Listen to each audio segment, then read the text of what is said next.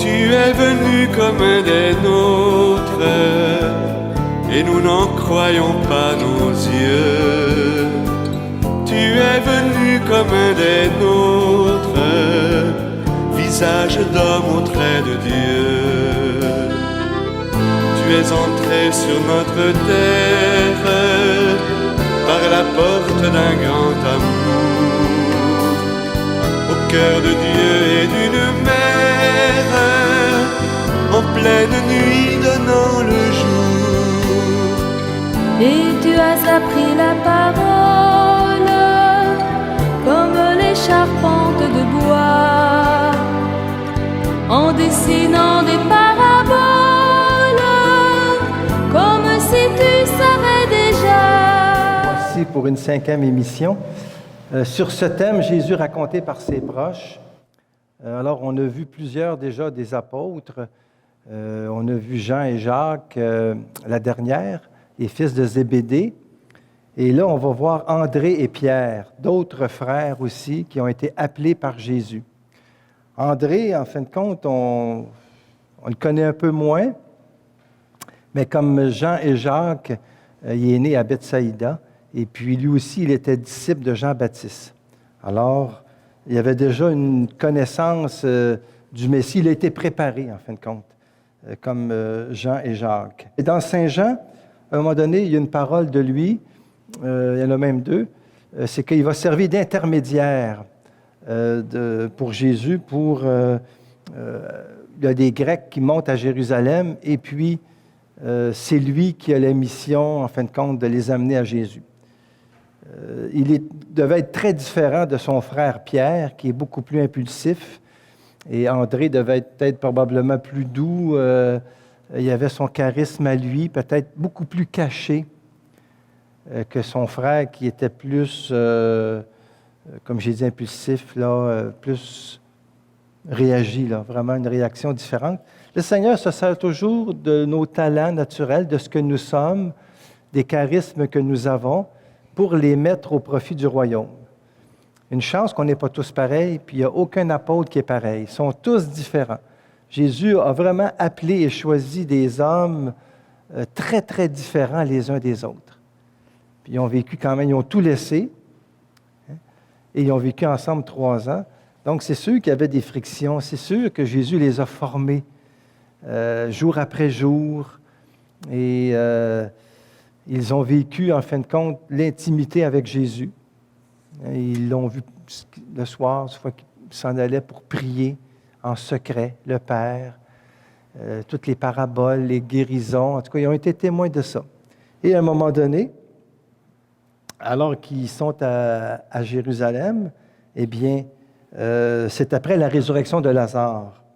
Et puis, il y avait beaucoup de gens de Judée qui croyaient en Jésus à cause de cette résurrection-là de Lazare, qui lui était en Judée, qui était près de Jérusalem, à Béthanie, et c'était quelqu'un de très important, Lazare, très important, et c'était le grand ami de Jésus. Il allait là souvent pour se reposer avec Marthe et Marie, et après la résurrection, ça fait vraiment tout un branle-bas de combat, et là, on voulait connaître qui est celui qui ressuscite les morts. Et c'est comme ça que il y a des Grecs qui avaient demandé aussi à l'apôtre Philippe. L'apôtre Philippe aussi, son nom est en grec. Donc, c'est pour ça aussi que c'est lui qui était avec les Grecs, en fin de compte. Mais c'est André qu'on lui... Alors, il dit simplement, « Nous voudrions voir Jésus. » Alors, c'est très beau comme parole. Nous aussi, nous voudrions voir Jésus. Et pour le voir, en fin de compte aussi, c'est répondre à la question « Pour vous, qui suis-je ?» Y faire une place dans notre vie, le voir par la foi, en fin de compte, le toucher par la foi. Et alors, ils vont le dire au Maître, et Jésus va dire « L'heure est venue où le Fils de l'homme doit être glorifié. » Ça, c'est en Jean 12, 22, ce passage-là, où on voit André à l'œuvre. Et c'est là aussi qu'il va dire « Maintenant, mon âme est bouleversée. Que vais-je dire? Père, sauve-moi de cette heure. » Mais non, c'est pour cette heure que je suis ici. Vraiment, c'est l'heure de la mort de Jésus qui approche. parce que bientôt, ça va être le dimanche des Rameaux. C'est très, très peu de temps après la résurrection de Lazare. Hein. Tout arrive quasiment en même temps. Et ça va être très concentré. Et Jean fait parler aussi les autres apôtres durant le dernier repas pascal, entre autres. Et c'est pour ça qu'on a ce passage d'André. André aussi intervient lors de la multiplication des pains. Il y avait une grande foule, l'endroit était éloigné, et puis les gens, alors, il était trop tard pour les retourner à la maison. Et Jésus va leur dire, « Donne-leur vous-même à manger. » Et Philippe, qu'on va voir tout à l'heure, va dire, « Mais où pourrions-nous acheter du pain? » Puis c'est là qu'André va dire à Jésus, dans Jean 6, 8, « Il y a là un jeune garçon qui a 5 pains d'orge et 2 poissons. Mais qu'est-ce que cela pour tant de monde? » Alors, c'est une parole de l'apôtre André qui dit comme ça tout bonnement à Jésus. Tant de monde à nourrir. Alors, lui, il dit, bof, il dit, écoute, il y a un garçon là, 5 pains, 2 poissons, mais qu'est-ce que c'est hein, pour tout le monde? Mais cette parole d'André a été très importante parce que c'est avec ce peu-là, mais c'est tout ce qu'il y a, que Jésus va multiplier les pains. Et c'est tout l'épisode, alors qu'il faut lire. Dans mon livre, je le développe beaucoup plus. Jésus raconté par ses proches. Mais c'est juste pour vous dire un petit peu le rôle d'André, parce qu'il y a des apôtres qui sont beaucoup moins sur la sellette que d'autres. Hein. Alors, puis aussi, avec Thomas, c'est André qui va courir vers Bethphagée pour chercher l'âne, hein, pour l'entrée de Jésus à Jérusalem. Parce qu'il dit, elle a préparé la Pâque, il faut qu'on entre à Jérusalem, puis il y a un âne, tu verras un âne. Et ça, Jésus demande ça à Thomas et à André. C'est eux qui vont aller chercher l'âne. Alors ça, c'est l'entrée. Hosanna, Hosanna, béni soit celui qui vient au nom du Seigneur. Alors, on peut se présenter André comme un pacificateur, un interlocuteur, quelqu'un de fiable, où Jésus lui demande des petites choses, mais très pratiques. Il va être très connu aussi par les orthodoxes, et il est fêté le 30 novembre. Alors, c'est aussi un grand témoin, un apôtre de Jésus. Alors, c'est sûr que son frère, lui, est beaucoup plus connu. Simon, fils de Jonas, surnommé Pierre, qui est le frère d'André. Et lui, il n'était pas disciple de Jean-Baptiste Pierre. Il en a entendu parler, mais lui, pêcheur, puis tout à son travail, avec sa femme aussi. D'ailleurs, la plupart des apôtres sont mariés aussi, excepté Jean. Il y a une famille aussi, puis il y en a qui ont des enfants, d'autres n'en ont pas. Alors ça, c'est sûr, c'est la tradition dans l'Église. Dans l'Évangile, on n'en parle pas, mais on sait bien qu'il va guérir la belle-mère de Pierre.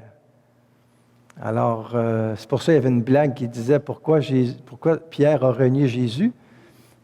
C'est parce qu'il a guéri sa belle-mère. Mais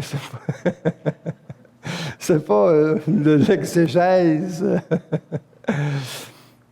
Mais ça montre quand même qu'il y avait une maison et qu'il demeurait tout près. André demeurait tout près de la maison de son frère.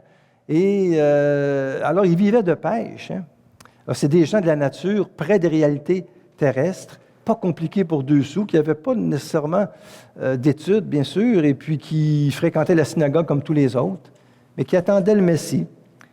Et Pierre, eh bien, alors lui, il va être décontenancé par l'enthousiasme de son frère André, et même des 2 autres qui connaissent aussi, Jean et Jacques, il n'entend parler.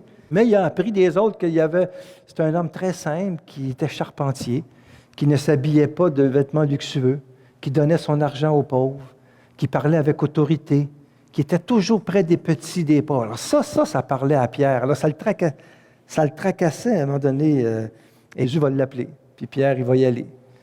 Alors, ça a été un bon coup de filet, ça, ce Pierre-là, parce que c'est un homme tout d'une pièce, puis il a tout quitté pour Jésus comme les autres, non pas sur un coup de tête, mais sur un coup de cœur. C'est différent, ça. Le Seigneur, c'est au cœur qu'il parle. C'est important d'avoir une tête bien faite, OK? On peut lire des livres sur Jésus, on peut faire des études, tout ça, mais si le cœur n'est pas touché, ça reste seulement là. Il faut descendre de la tête au cœur. Le Seigneur, c'est au cœur qu'il nous parle. au cœur, c'est-à-dire cette dimension très profonde en nous, on peut dire l'âme, où nous pouvons entrer en relation avec Dieu, puisque nous sommes créés à son image et à sa ressemblance pour entrer en relation. Alors Jésus lui vient ici pour prêcher le royaume, mais pour nous donner une nouvelle relation avec Dieu. Il parle de Dieu comme son Père, comme Abba. Et les apôtres vont lui demander, « Seigneur, on nous voit prier, tout ça, apprends-nous à prier. » Puis il va leur dire, leur donner notre Père. Et alors, il y a plein Alors, Pierre, il est assez présent dans l'Évangile et surtout, depuis le début de cette rencontre, vous savez, la série d'émissions, il en reste juste une, alors ça va quand même assez vite. Et se pencher sur Jésus, mais on se rend compte, en fin de compte, que je vous amène en Palestine. Hein, c'est un voyage que l'on fait. Mais peut-être qu'on découvre beaucoup plus les apôtres que Jésus. Hein? Mais depuis le début de la série, c'est toujours la question pour vous, qui suis-je? Eh bien, c'est à Pierre, c'est Pierre qui va répondre. Et ça, c'est très bien relaté chez les 3 évangélistes. C'est Pierre qui va dire, alors pour vous, qui suis-je? Hein? Et Pierre va dire, tu es le Christ, le Fils du Dieu vivant. Alors ça, c'est un moment très important parce que c'est là qu'il a sa mission. Hein? Heureux es-tu, fils de Jonas, parce que ce n'est pas le chair et le sang, c'est le Père qui t'a révélé ça. Eh bien, mon cher Pierre, c'est sur ta foi que je vais bâtir mon Église. Je te fais confiance, je te donne les clés du royaume. Tout ce que tu lieras sur la terre sera lié, tout ce que tu délieras sera délié. La fonction, la primauté de Pierre, le pontificat de Pierre, qui est jusqu'à François actuellement, découle de l'acte de foi. Tu es le Christ. Alors ça, il ne faut pas oublier que jusqu'à notre mort, on a toujours à faire des actes de foi. Tout le temps. Seigneur, tu es là, présent. Seigneur, tu es mon Dieu. Tu es le Sauveur. Même si je vis des grands doutes, même si je vis des épreuves, même si je vois de moins en moins de personnes autour de toi, des fois, Seigneur, qui t'aiment ou qui te suivent, eh bien, moi, je ne t'abandonnerai pas. Tu es le Christ pour moi. Et c'est de cet acte de foi que la mission découle. Mais la mission différente pour chacun, mais nous avons tous à témoigner du Christ. Alors Pierre, lui, c'était très beau, mais tout de suite après, il va vouloir contrecarrer le plan de Jésus, où Jésus lui annonce qu'il va mourir, qu'il sera condamné sur la croix et tout ça. Et Pierre va non, non, non. Alors lui, qui était nommé quand même le chef déjà des 12, alors il fait obstacle. Et c'est pour ça que Jésus va dire « Arrière, Satan ». Pierre n'est pas encore prêt. Il faut qu'il soit formé. Il faut que le Christ soit ressuscité. Il faut qu'il vive aussi le reniement. Ça, c'est toute une expérience. Et tout de suite à ça, avec la descente de l'Esprit Saint, eh bien, Pierre va assumer pleinement sa responsabilité et on va le voir beaucoup dans les Actes des Apôtres. Alors, il y a beaucoup de gestes de Pierre, qu'on le voit plein de bonne volonté. Notre Pierre qui va marcher sur les eaux à la suite de Jésus, à un moment donné, qui va caler. Pierre aussi qui ne veut pas se laisser laver les pieds parce que c'est indigne de Jésus, c'est le geste d'un esclave. Et le Seigneur va dire, Pierre, tu n'auras pas peur au royaume. Alors, Seigneur, ah ouais, tout le corps. Pierre qui va dire, Seigneur, jamais je ne t'abandonnerai. Vous la connaissez, cette parole-là? Eh bien, Jésus dit, avant que le coq ne chante, tu m'auras renié 3 fois. Impossible! Eh bien, ça va arriver. Pierre qui était témoin de la transfiguration, Pierre qui était pas mal essoufflé quand il est arrivé en haut, le plus vieux des apôtres, aussi un des plus vieux en tout cas, et c'était toute une expérience pour lui. Il était là aussi à la résurrection de la fille de Jaïr. Il était là aussi, Pierre, avec Jean et Jacques, à l'agonie, et il va dormir. Puis Jésus va dire, vous n'avez pas pu veiller 1 heure avec moi? Veillez et priez. Et le Seigneur va dire, mon âme est triste à en mourir. Mais non pas ce que je veux, Seigneur, mais ce que tu veux. C'est l'heure de Satan. Pierre, qui va dégainer l'épée pour couper l'oreille d'un soldat quand Jésus va être arrêté. Pierre qui est très fort. Et on a même voulu, justement, que ce soit dans un endroit où tous ses disciples ne soient pas là parce que personne n'aurait pu mettre la main dessus. On le protégeait beaucoup, Jésus. Et pour vous dire comment Jésus était un homme ordinaire, qui n'a pas voulu faire l'extraordinaire, c'est qu'on va demander par quel signe vas-tu nous livrer le Fils de l'homme? Il va dire, c'est par un baiser que je vais trahir. Un Judas. Pas pour rien, ça. Et on voit la réaction de Pierre. Et là, Pierre va paniquer. Alors, tous les disciples sont complètement démolis. Il va le suivre dans la cour du grand prêtre de loin. On va dire, mais oui, mais toi, tu étais là. Il dit, ben non, je ne connais pas cet homme. Non, je ne le connais pas par 3 fois. Et le coq chanta. Et vous comprenez que Pierre, la douleur de son péché va lui faire vivre une expérience de la miséricorde qui va durer jusqu'à sa mort. Tu sais, quand tu as été loin du Seigneur, ou quand tu l'as renié, ou quand tu n'as pas été fidèle, quand tu le rencontres de nouveau, soit dans le sacrement de réconciliation, ou dans une prière, ou dans une émission de télévision comme celle-ci, eh bien, tu es touché au cœur et jamais t'oublies cette grâce-là, bien sûr, mais aussi avant ce que tu étais. Je suis venu chercher ce qui est perdu. Je suis venu pour les malades et non pas les bien portants. Ça va être tellement fort, Pierre va tellement s'en vouloir que ça va prendre Marie, certainement, beaucoup de fois, pour Pierre, arrête d'y penser, le Maître t'a pardonné. Et à la résurrection, il va être là au matin, alors avec son frère Jean. Et Jean arrive le premier, mais il attend que Pierre entre. Après ça, il revient. Et Jean va dire, on dit, il vit et il crut. Pour Jean, Pierre aussi va croire quand il va voir le Maître. Et surtout sur le rivage. À un moment donné, ça fait quelques jours de la résurrection de Jésus, il faut bien manger. Pierre va dire, moi, je vais à la pêche. Et 4-5 apôtres disent, moi, on y va avec toi. Donc, son frère Jean, puis il y en a d'autres aussi, là, sont 4-5. Et ils sont dans la barque. Et en fin de compte, c'est la pêche miraculeuse comme ils ont vécu. Mais là, Jésus est ressuscité. En fin de compte, il est avec André, Thomas, puis Barthélemy, Nathanaël. Ils sont nommés. Bon. Jean 21. Bon, Jésus dit, les enfants, auriez-vous quelque chose à manger? Non, ça mord pas, c'est qu'il n'y a pas de poisson, ils ne prennent pas ça en ligne, les autres, c'est avec des filets. Il n'y en a pas. Jetez vos filets à droite. Ils jettent les filets à droite, plein. Qui va dire c'est le Seigneur? C'est pas Pierre, c'est Jean. C'est le Seigneur! Eh bien, mon Pierre, je ne sais pas pourquoi il est tout nu. Je ne sais pas pourquoi non plus il met un vêtement. Normalement, c'est le contraire qu'on fait. Hein? On met un vêtement. Lui, normalement, on se déshabille pour aller à l'eau. Lui, il met un vêtement pour aller à l'eau.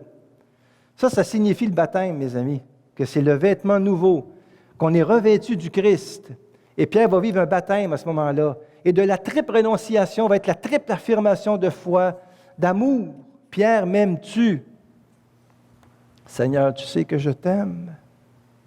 Paie mes brebis. Pierre, m'aimes-tu? Mais Seigneur, Pierre, m'aimes-tu? 3 fois.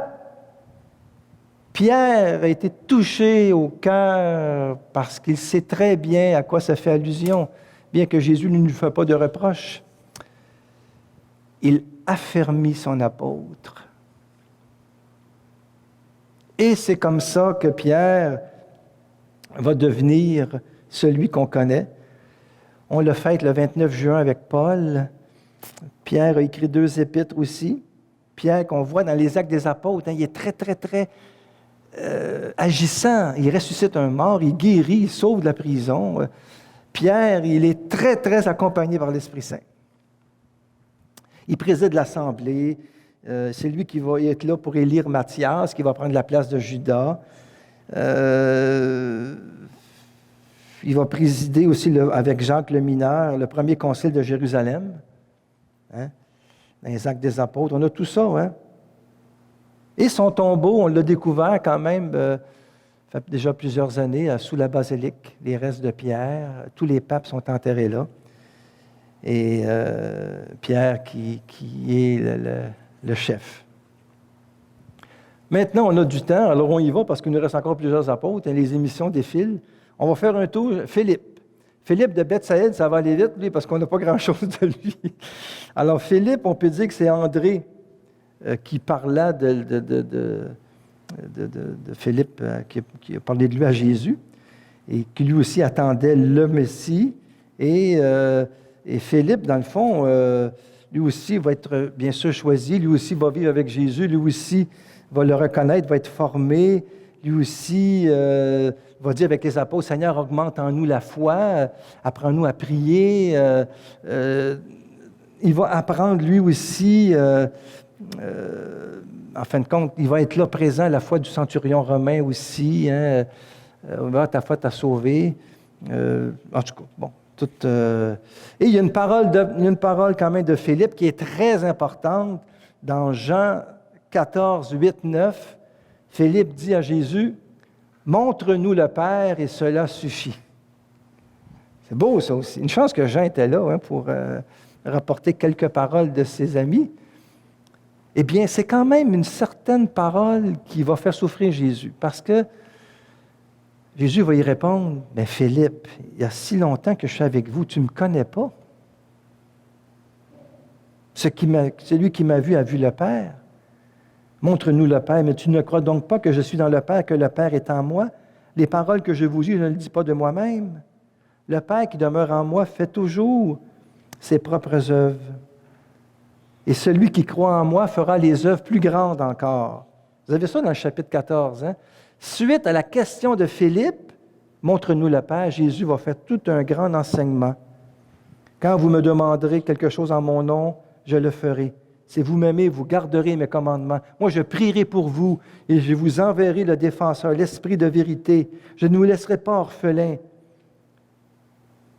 Demeurez dans mon amour. » Tout ça suite à la question de Philippe. Montre-nous le Père et cela suffit. C'est une question fondamentale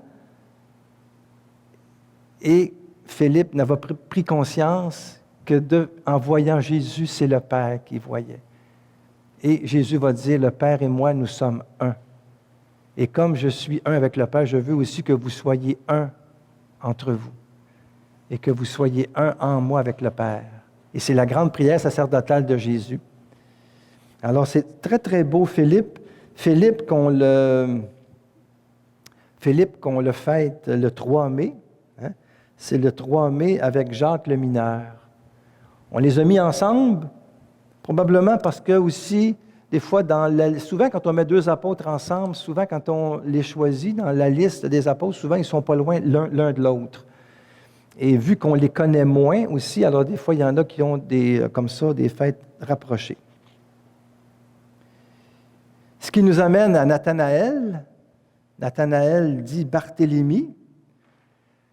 Nathanaël, c'est un bel exemple, ça aussi, d'une belle rencontre du Seigneur, parce que le Seigneur va l'appeler d'une façon très particulière, lui. D'abord, c'est un Galiléen de Cana. Lui aussi vient de Galilée. Hein? La plupart viennent de Galilée. Galilée qui est la région pas très bien vue comparée à la Judée. La Judée, c'est vraiment pris de haut, là. C'est le temple. Puis les Judéens, tu en as juste 3 apôtres qui sont de la Judée. Thomas, Judas, et puis l'autre, c'est Simon le Zélote. Tous les autres viennent de Galilée, qui est une région pour les Juifs de Judée, une région un peu impure, parce qu'il y a beaucoup de voyageurs qui passent là. Puis de Galilée, il n'y a pas grand-chose à faire là. C'est pauvre, puis les Galiléens, c'est bon. C'est pour ça que Judas va toujours prendre de haut ses amis apôtres qui, eux, venaient de la Galilée, alors que lui était près du temple, Judas. Il connaissait bien, d'ailleurs, les gens du temple, du Sanhédrin. Nathanaël, lui, c'est un Galiléen de Cana.